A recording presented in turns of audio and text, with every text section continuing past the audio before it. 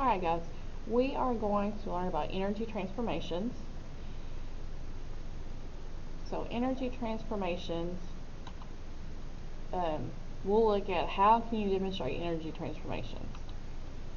So the first one is conversion. So energy transformation is called a conversion. It's the process of changing energy from one form to another.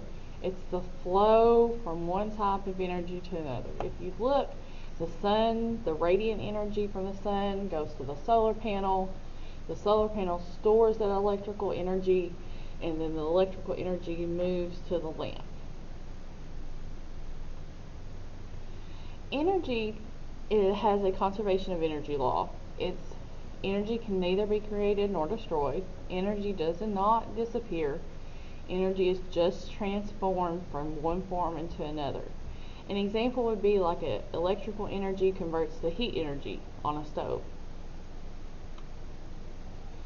There are two big types we talked about last week, potential energy and kinetic energy. The forms of potential energy that can be transferred to is mechanical, chemical, nuclear, and electrical.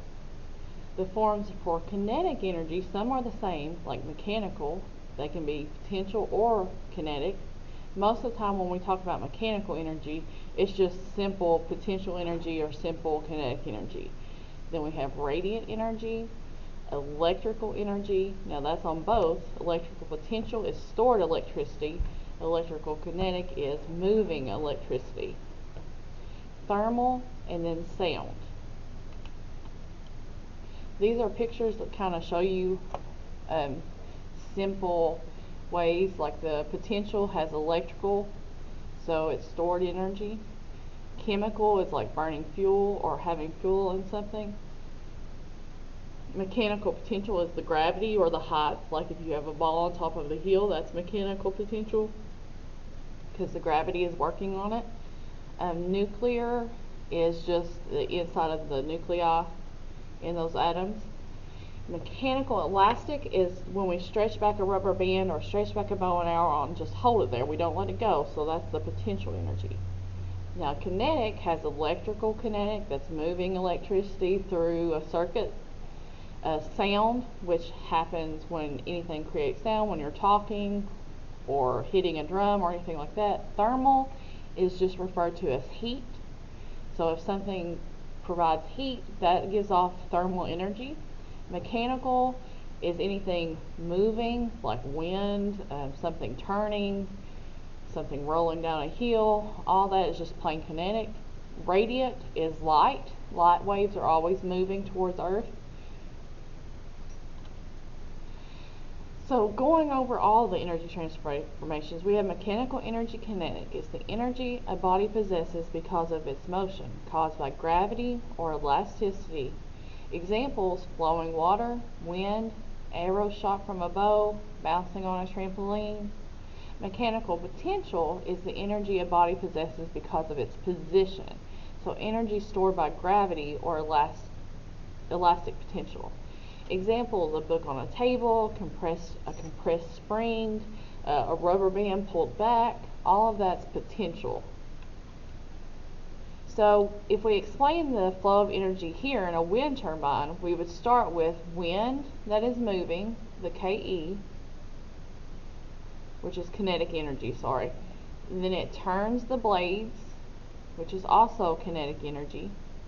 And then it works the pump, which is also kinetic energy. Now this one's a water windmill, so it works the pump to pump the water. But if we had an electrical wind turbine, the next one would be that it would send out electrical energy, KE, to the city or the town of wherever it's at.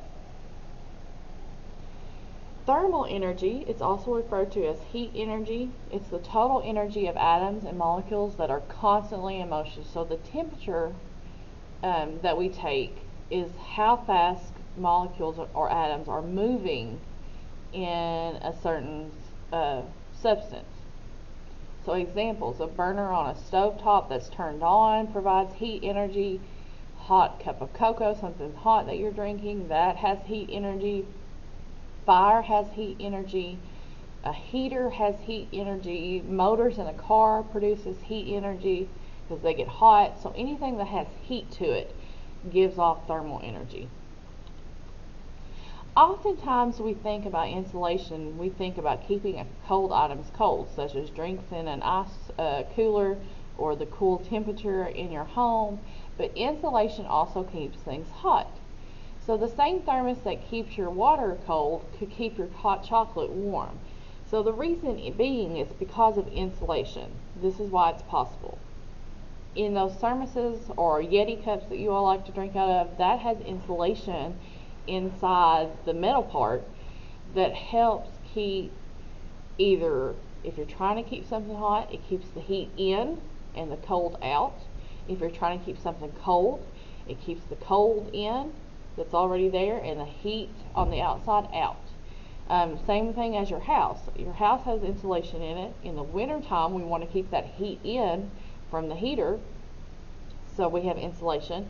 In the summertime, we want to keep the heat out in the air from the AC coming in. The insulation helps keep that in the house. So, example of energy flow in a candle, if we look to the side, first it starts with chemical energy because wax is considered like fuel. It has chemicals in it. So it starts with chemical energy. Then when we light the candle, it turns to thermal energy because that burning wick puts off heat. Then to radiant energy, which gives off light. And that's all the energy transformations a candle goes through.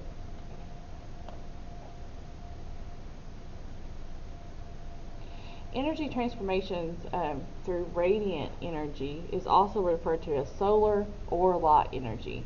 It's energy caused by the movement of electromagnetic waves. Examples are light that's emitted by light bulbs, the sun, microwaves, anything that produces light, such as a flashlight, headlights on a car, any of that. So, sound energy is energy in the form of wave motion.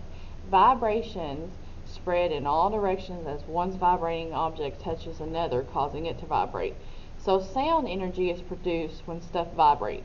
When we talk, our vocal cords vibrate. That gives us our voice. Then how you hear is our sound waves from our voice travels through the air and vibrates your eardrum, and that's how you hear my voice. So examples of sound energy: drum, tuning fork, talking, your cell phone, anything like that that causes sound has sound energy. Now electrical energy, there's two. Moving electrons is electrical energy Ke.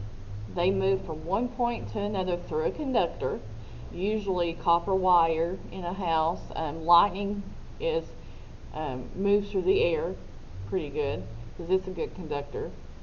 So examples of electric currents in wires and lightning are moving electricity or electrical energy. Stored electrons is electrical potential energy.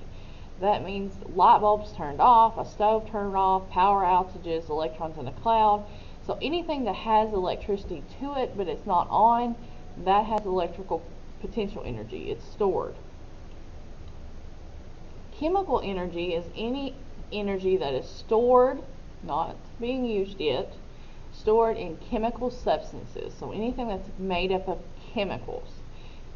Fuel, explosives, food, batteries, wood. A lot of people think, oh, my food doesn't have chemicals in it, we eat organic. All foods have chemicals in it because chemicals in science is referred to as anything made up from the periodic table. So water is a chemical because it's H2O.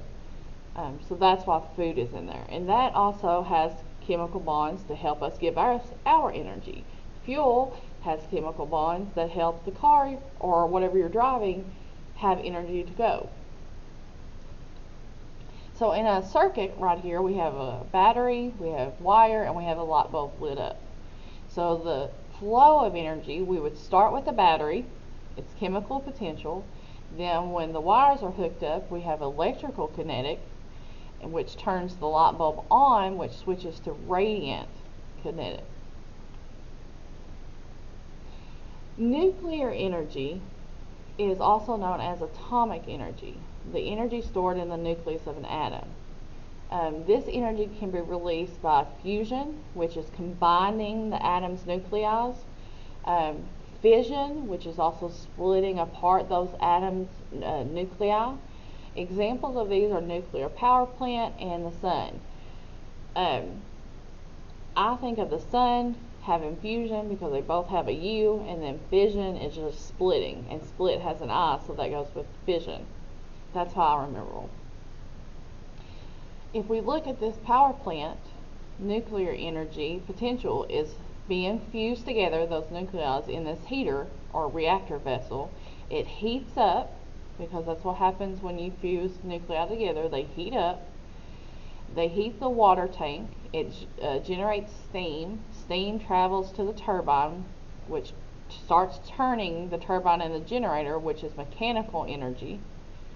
And then it produces electrical energy that goes to the city. So electrical energy, KE, will be your last transformation. Any questions about energy transformations? You can email me. I can get on a Google Meet with you. Only on Wednesdays now that we're back, so you can schedule a Google Meet with me on Wednesdays. Any help I can give you, you can call the school. I'll be here. I am willing to help you out. So thank you.